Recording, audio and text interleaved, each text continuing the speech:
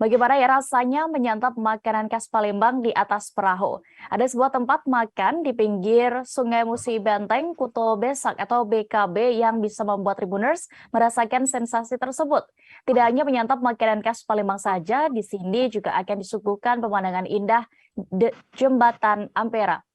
Saat ini kami sudah terhubung dengan rekan Widya, reporter dari Tribun Sumsel yang akan menceritakan bagaimana testimoninya berkunjung di sana. Silakan rekan Widya. Baik, terima kasih rekan Dea. Menyantap makanan khas Palembang di sini benar-benar istimewa karena lokasinya berada di pinggiran Sungai Musi, yaitu di Benteng Kuto Besak atau biasa disebut BKB Kota Palembang. Dengan menyantapnya itu di atas perahu terapung di Sungai Musi, ini membuat sensasi yang cukup menarik untuk menarik wisatawan maupun masyarakat lokal untuk datang ke restoran perahu terapung ini.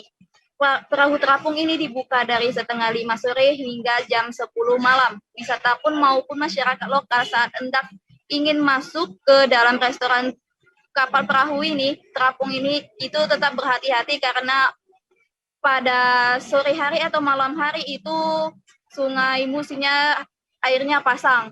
Tak hanya itu, wisatawan menyantap makanan ini sambil terasa bergoyang kayak di atas air.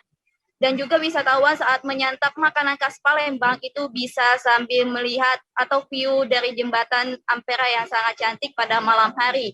Untuk makanan khas Palembangnya itu ada model, ada tekwan, ada lenggang, ada otak-otak, dan segala menu di khas Palembang ada semua di restoran kapal terapung ini.